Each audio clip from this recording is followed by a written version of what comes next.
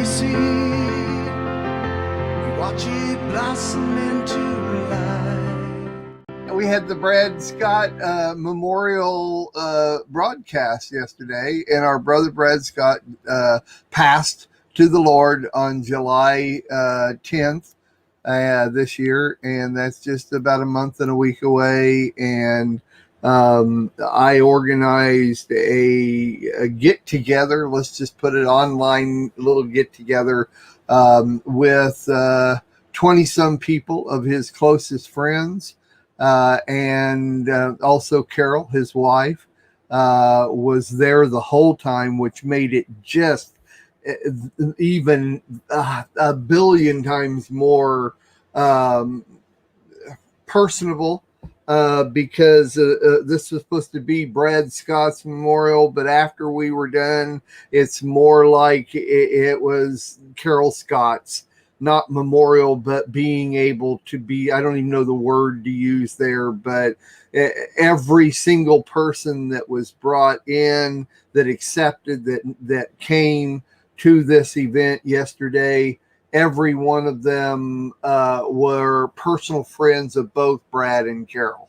And she knew each one of them personally. So it was just exceptional to be able to sit there and host this, to monitor it, to put it together. And it was in the 8+ years that we've been doing the Lamb Network, we have hosted a lot of events. We've put on a lot of events, and organizing these are some of them a little more work than others. This one was a major amount of work, in that normally when I organize something like this, I know every person that's going to be there to some extent.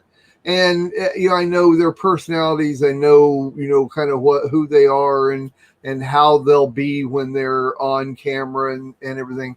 At least half of these people I've never met before. They were close personal friends of Brad and Carol's, and they were just exceptional.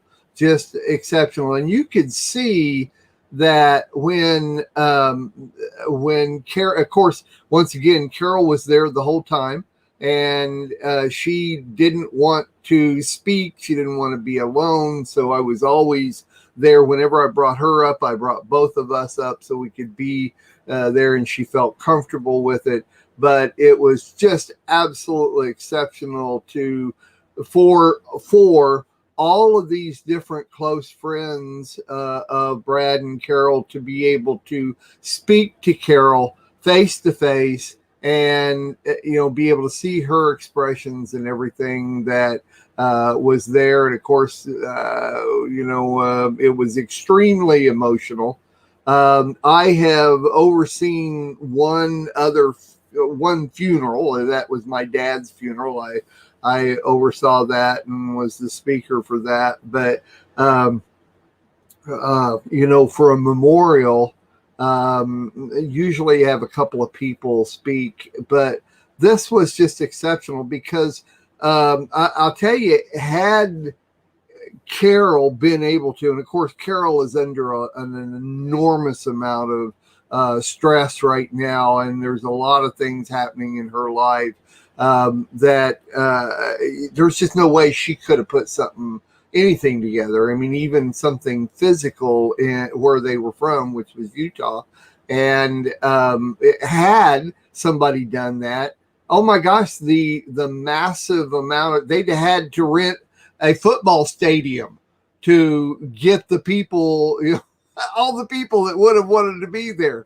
As of this morning, before the show, there was 1,187 people that have now watched the broadcast, the archives of it. By the end of the show, there were 680. By the end of the show yesterday at 3:00 Eastern time, and now there's 1,187, and it's climbing. As a matter of fact, within a minute's time, I clicked on it, and 5 more people had watched it. Number one word that this all entailed and what really happened here was that, and I heard this word several times, is that it gave closure to several people, including Carol. Carol and I talked for a long time after the broadcast on the phone, and it by far gave her closure, and several other people, and I'm sure of the 1,000 people that watched it, that's the number one emotion, the number one thing that everybody got out of this. And it was just absolutely amazingly over the top. One of the biggest events I've ever been to, including a lot of different conferences and everything. It was just amazing. So, once again, there you go. But it was really good. Sandy, it was just absolutely amazing. It really was. It was, it's over 3 hours, but yet it's one of those events where once you're there, it you don't even notice the time going by, because every word that was said, every person that was there was almost mesmerizing. You wanted to hear everything everybody said. And there, I said there's over 20 people there. Each one of them got about 10 minutes to speak, which was hard. Some of them, it was just really hard. We have people waiting to come on. You know what I mean? It's like we gotta bring everybody else in, and we want to go on, and at one point, over halfway through, I'm saying, it would be great to let everybody just say all they want to say, but we'd be there 6-7 hours. You just can't do that. Amazing to hear all the stories and all the different expressions people had. I mean, exactly like what you just said right there. In one of the videos I made, I put a caption down in the bottom that said, "The world is a better place because you were in it." And I got to thinking after watching that during the actual broadcast, I told Carol, that's actually true, but an even more truth is the world is a better place because you're still in it. There are thousands of hours of Brad on video and audio tape, and the man is still will be viable. What he taught will be viable until the end of time. Absolutely. Absolutely. Absolutely. Yes. So I mean, the world will continue to be a better place because he was in it. Did you see the? I did. I showed. I think last week I showed the promo that I did where Brad and Carol were up on stage, and Brad thanked the body of Messiah.